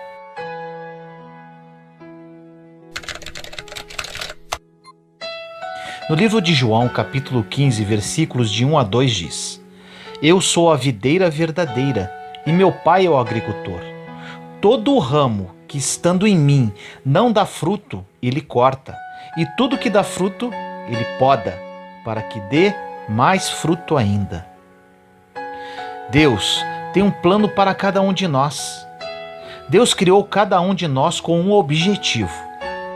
Você tem uma missão que desde a época que você nasceu, você carrega contigo, mesmo que você ainda não saiba. E as confusões da vida, emocionais, mentais, sentimentais e espirituais, acontecem quando você não está devidamente alinhado com este propósito, com esta missão que Deus tem para você. Existem propósitos específicos e existem propósitos universais. Por exemplo, amar uns aos outros não é um propósito específico, mas sim universal, coletivo, pois todos nós temos a missão de amar uns aos outros. Agora, uns foram chamados para ensinar E isso é um propósito específico, no qual Deus deu um dom, uma habilidade, um talento para aquela pessoa ensinar. Outros recebem outros dons, como cantar, falar em público, desenvolver alguma profissão específica.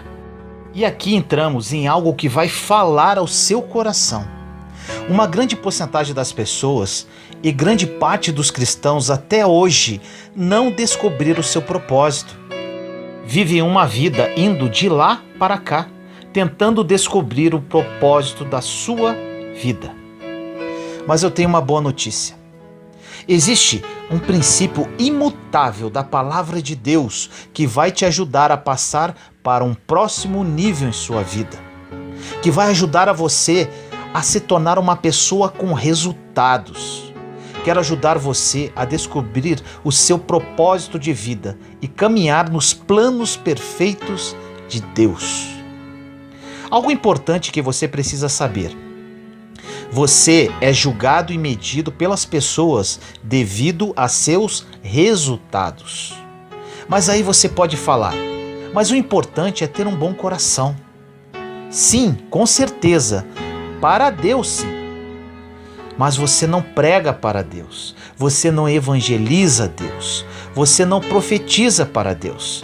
Você faz isso para as pessoas, e as pessoas somente enxergam o que está diante dos seus olhos.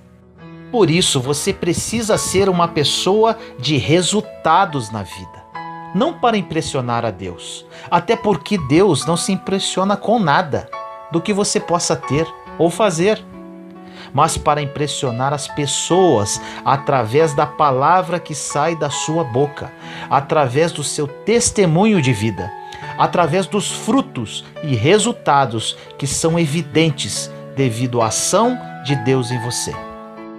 Pare de falar, mas o que importa é o que Deus acha de mim. É claro que importa, para Deus e para as pessoas. Enquanto estamos na terra, precisamos ter resultados que comprovem a ação de Deus em nossa vida para as pessoas. É assim que elas, através da sua vida, se aproximarão de Deus.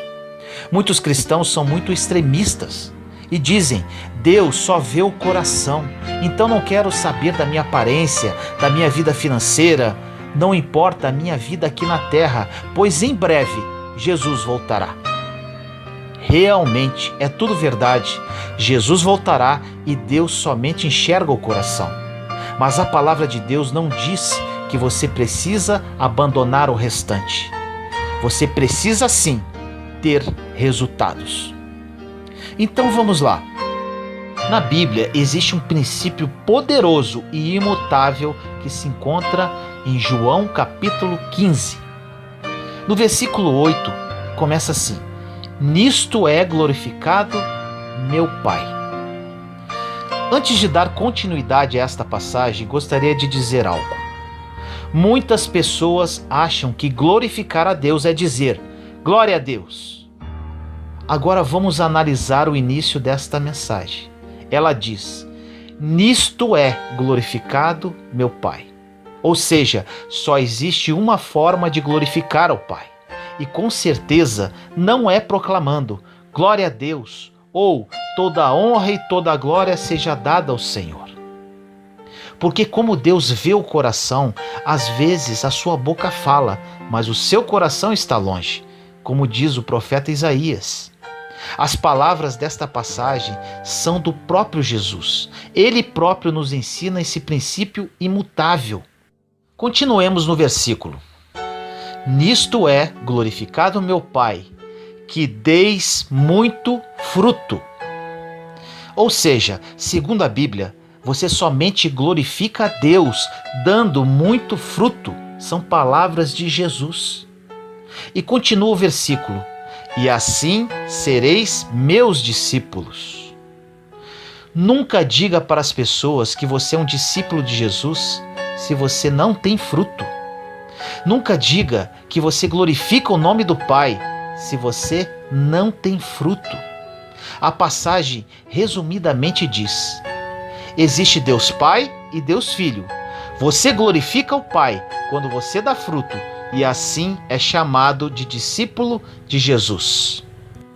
Muitas pessoas glorificam a Deus dizendo: toda a honra e toda a glória ao Senhor. Agora eu vou te falar algo muito forte. As suas palavras não dizem nada se você não tem frutos para respaldá-las. E como posso dar fruto? Que fruto é esse? Você pode perguntar. Vamos agora ao versículo 1 e 2 citados no início da mensagem. Diz assim: eu sou a videira verdadeira e meu pai é o agricultor. Todo ramo que estando em mim não dá fruto, ele corta, e todo que dá fruto, ele poda, para que dê mais fruto ainda. Nós somos os ramos conectados à videira. Quando não damos fruto, o Pai corta. Mas quando damos frutos, somos podados da mesma forma, para dar mais frutos. Por isso, nunca podemos reclamar das podas de Deus, porque qualquer poda que venha de Deus é para te fazer crescer. Logo, os problemas da vida, as situações difíceis, não vieram para destruir, mas sim para limpar, podar, porque o crescimento vai continuar. No versículo 3 diz: vocês já estão limpos pela palavra que lhes tenho falado. Te pergunto, qual é a tesoura que poda? Como diz o versículo, a palavra. Quanto mais você se expõe à palavra, mais limpo você fica. Quanto mais você se expõe à palavra, mais fé você tem, porque a fé vem pelo ouvir, e ouvir a palavra de Deus. Bem, está muito boa esta mensagem. Mas e daí? Você pode perguntar, qual o segredo da frutificação? O segredo da frutificação está apenas em uma palavra, e a partir de agora ela será repetida várias vezes nos versículos seguintes. No versículo 4 diz: permaneçam em mim, e eu permanecerei em vocês. Nenhum ramo pode dar fruto por si mesmo, se não permanecer na videira. Vocês também não podem dar fruto se não permanecerem em mim. Os ramos que somos nós não podemos dar fruto se não permanecermos conectados à videira, em Jesus. Se desconectarmos da videira, morremos, pois é a videira que alimenta os ramos. Nos versículos 5 e 6 diz: eu sou a videira, vocês são os ramos. Se alguém permanecer em mim e eu nele, esse dá muito fruto, pois sem mim vocês não podem fazer coisa alguma. Se alguém não permanecer em mim, será como o ramo que é jogado fora e seca. Tais ramos são apanhados, lançados ao fogo e queimados. Este versículo diz algo muito interessante. Em outras versões diz que os ramos são apanhados, lançados ao fogo e queimados pelos homens e não por Deus.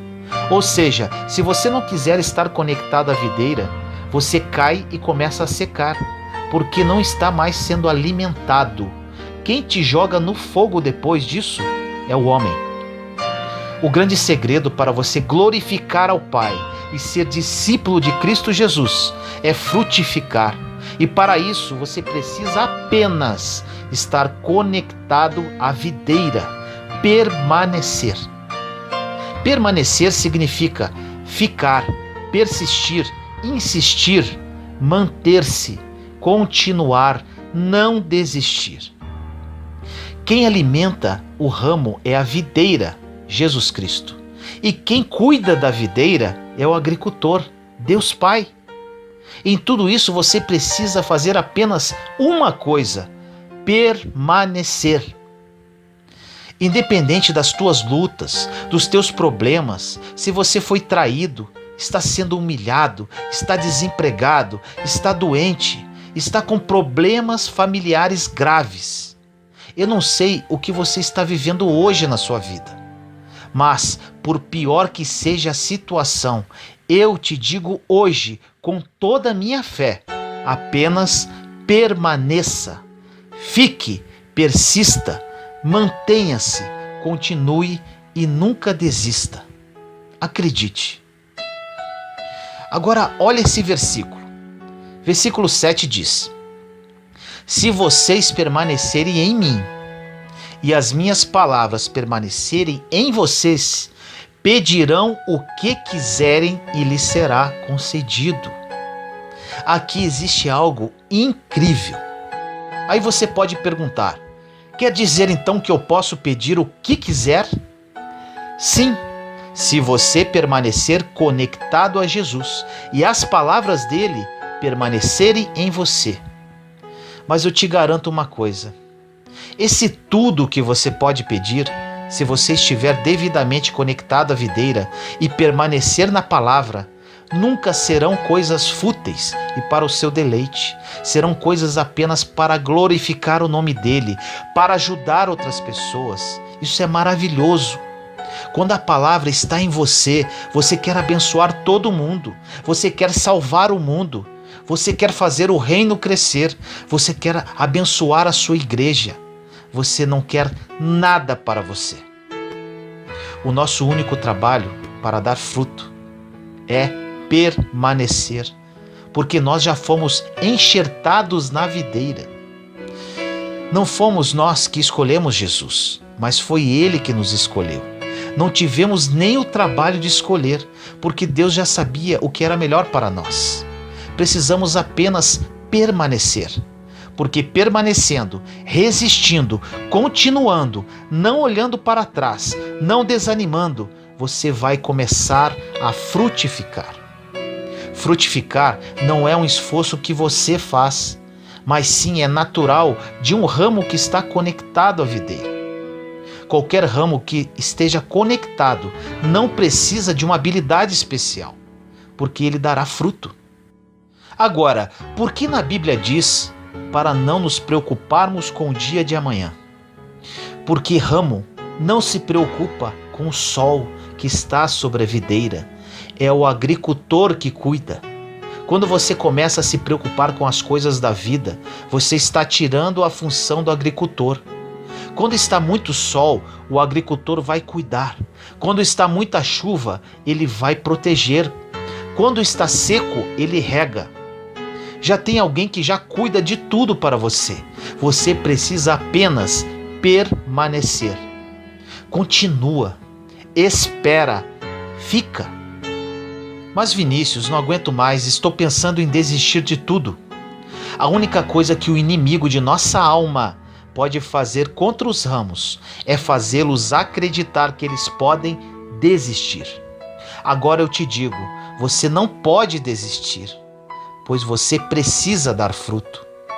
Porque apenas glorificamos a Deus quando não desistimos. É quando você está desesperado, mas permaneceu. É quando você faliu, mas permaneceu. É quando você foi traído, mas permaneceu. É quando você recebeu um mau diagnóstico de saúde, mas permaneceu. Agora, olha que lindo isso. Qual é o fruto da videira? É a uva. O que a uva produz? Vinho. Qual o significado do vinho na Bíblia? Todos sabem. Alegria. Agora eu te pergunto, dentro de tudo o que você ouviu até agora, como você sabe se está glorificando a Deus e se você é um discípulo de Jesus Cristo? Pelos frutos. E qual fruto? A alegria. Se você passou pela vida de alguém e deixou essa pessoa triste, você não pode ser um discípulo de Cristo Jesus. Se você passou pela vida do seu vizinho e ficou brigando por causa de uma vaga de estacionamento, por exemplo, você não está glorificando ao Pai. O fruto de servir a Deus é a alegria. O fruto da videira é a alegria. Se por onde você passar não deixar as pessoas mais felizes, mais leves, mais alegres, você não está dando fruto. Não está glorificando ao Pai. E não é um discípulo de Jesus Cristo. E o que o inimigo faz? Ele tenta deixar a sua vida triste para que você não consiga expressar o fruto que é a alegria. Mas Ainda que você esteja passando por algo triste no dia de hoje, os frutos não podem ficar escondidos. Mesmo triste, você continuará falando palavras de ânimo para as pessoas. Por onde você passar, independente de como possa se encontrar a sua vida, você levará alegria, porque você é um discípulo de Jesus. Não sei o que fizeram com a sua vida, como você está hoje, mas independente disso, você pode se controlar em relação a isso e agir da forma contrária, levando alegria para a vida das outras pessoas. Você pode controlar se dará um bom ou um péssimo fruto. Deus te conduziu até esta mensagem para você descobrir qual o seu propósito específico e o propósito universal. Um dos propósitos universais já citamos: amar uns aos outros. O outro, dar frutos através da alegria. Todas as pessoas, sem exceção, que querem glorificar a Deus com a sua vida, precisam dar frutos. Creio que você esteja incluso nisso. Você deseja glorificar a Deus, ser reconhecido como discípulo de Jesus Cristo. E para isso, repito, você precisa dar frutos. E para dar frutos, você precisa apenas permanecer, porque o restante Deus já está fazendo por você. Ou você acha que pode superar essa situação terrível sozinho? Ou você acha que possui sabedoria suficiente para vencer essa crise financeira? Você acha que não tem o agricultor te podando, regando, adubando, cobrindo você nos dias de sol, protegendo das chuvas? Você acha que conseguirá sozinho? Porque na Bíblia diz: sem mim nada podereis fazer. Você hoje precisa tomar uma decisão. Ou você será lembrado como uma pessoa murmuradora, que reclama de tudo, que perturba a vida dos outros, que onde chega as pessoas saem, pois o ambiente fica pesado e tenso. Ou será lembrado como uma pessoa que, ao chegar, as pessoas olham e falam entre si: a alegria chegou. Enfim, chegou alguém que glorifica o Pai, que é discípulo de Jesus Cristo. Mas Vinícius, e o meu propósito específico? Se você ainda não sabe qual é o seu propósito de vida, apenas permaneça conectado à videira. Se você está devidamente conectado a Jesus, já estará dando os frutos universais, ou seja, amando o próximo, levando alegria por onde passa, entre outros. Te afirmo, é apenas uma questão de tempo para o Senhor revelar ao seu coração qual o seu propósito de vida. Vai por mim e creia na palavra, apenas permaneça. Se você está alegre apenas quando tudo está correndo bem em sua vida, qual a diferença que você tem para os publicanos ou pecadores? A Bíblia diz que se você ama apenas quem ama você, que recompensa você terá? Se você cumprimenta apenas quem cumprimenta você, que recompensa tereis? Deus chama hoje uma geração frutífera, que produz, que dá fruto, uma geração que tem resultado em todas as áreas da vida, porque quem permanecer conectado na videira, é impossível não frutificar. As pessoas vão olhar para você por causa dos seus resultados, dos frutos. As pessoas vão convidar você para alguma coisa por causa dos frutos. As pessoas serão seus amigos ou seus inimigos por causa dos frutos. Porque o mesmo fruto que atrai amigos provoca inimigos. Quando você começa a abençoar muitos, causará inveja em muitas pessoas. Deus chamou você para dar frutos, porque é assim que glorificamos ao Pai. Deus não quer que você seja próspero em todas as áreas da sua vida por causa de você. Deus quer que você seja bem-sucedido em todas as áreas para glorificar o nome dEle, para que você seja discípulo de Jesus Cristo. O homem vê o que está diante dos seus olhos, os resultados. Nunca despreze o valor dos resultados, o valor dos frutos. Deus te chamou para ser um homem e uma mulher frutíferos. Você terá frutos financeiros, frutos familiares, frutos espirituais, ministeriais. Você terá frutos por onde passar, porque você nunca vai desistir, vai permanecer e os frutos vão começar a chegar. Os frutos virão e todas as pessoas perceberão que você é um discípulo de Jesus Cristo. Todas as pessoas saberão que você glorifica o nome de Deus, e não porque você diz glória a Deus, mas por causa dos seus frutos, dos seus resultados. Ninguém mais passará pela sua vida a partir de hoje sem sentir alegria, sem sentir paz. Não existe dia triste para quem frutificou na alegria. Existem dias pesados, dias que nos destroem. Existem dias que pensamos em desistir. E é exatamente o que o inimigo deseja: a nossa desconexão da videira, para que os homens nos pisem e joguem-nos no fogo. A tristeza é uma opção. Você não pode escolher o que vem contra você. Você não pode escolher perder alguém. Você não pode escolher ser mandado embora do seu emprego. Você não escolhe o dia difícil, o dia mau. Ele simplesmente vem e é obrigatório, chega para todos. Mas você pode escolher como irá reagir nos dias difíceis. Você pode escolher se vai se entregar ou vai permanecer. Ninguém que permaneceu ficou sem dar fruto. Existirá um dia em que você estará carregando os seus frutos. Será o dia da recompensa. É quando você vê que tudo valeu a pena. Valeu a pena esperar no Senhor. Valeu a pena aguentar. Valeu a pena sobreviver. Valeu a pena permanecer. Valeu a pena insistir. Valeu a pena continuar caminhando, apesar das humilhações e afrontas. Valeu a pena, mesmo quando você achava que não aguentava mais, mas suportou. Você acha que Deus, depois de ter sido fiel com tantas pessoas durante milênios, não será fiel com você? Deus nunca falhou em toda a história da humanidade.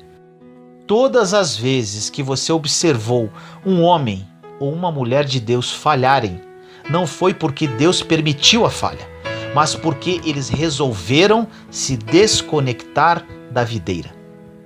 Chegará um tempo que as pessoas irão reconhecer que Cristo em nós é a esperança da glória, por causa dos nossos frutos, por causa dos nossos resultados. Agora, grave isso. O resultado não tem a ver com você, pois toda a bênção que Deus dá envolve muitas pessoas, é coletiva. Assim aconteceu com Abraão. Deus abençoa um para alcançar a todos. O que Deus tem para a sua vida não é apenas para você, é apenas o início de uma bênção que envolverão muitas pessoas ao seu redor e também pessoas distantes. Os frutos que você vai carregar é para todo mundo. É por isso que virá em grande quantidade. O primeiro milagre de Jesus em Caná da Galileia foi transformar água em vinho. O casamento durava dias e o vinho havia acabado. E juntamente com isso acabava a alegria. Jesus pediu para trazer talhas e mandou enchê-las de água. Aquela água se transformou em vinho.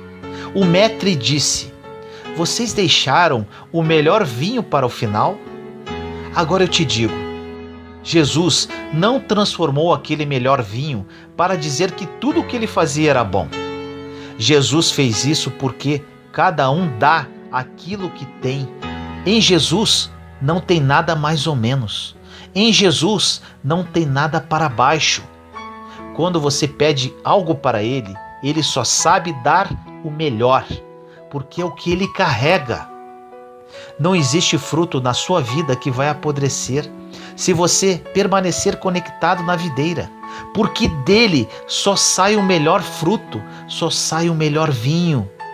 Os melhores resultados estarão nas mãos do povo de Deus. Os melhores empregos, as melhores redes sociais, os melhores destaques. Agora eu te digo, você pode estar sofrendo com muitos ataques, sofrendo muitas tentações, passando por muitos problemas, passando por dificuldades sem tamanho. Enquanto você não desistir e permanecer conectado à videira, prepara os teus celeiros, porque os frutos vão chegar e em grande quantidade.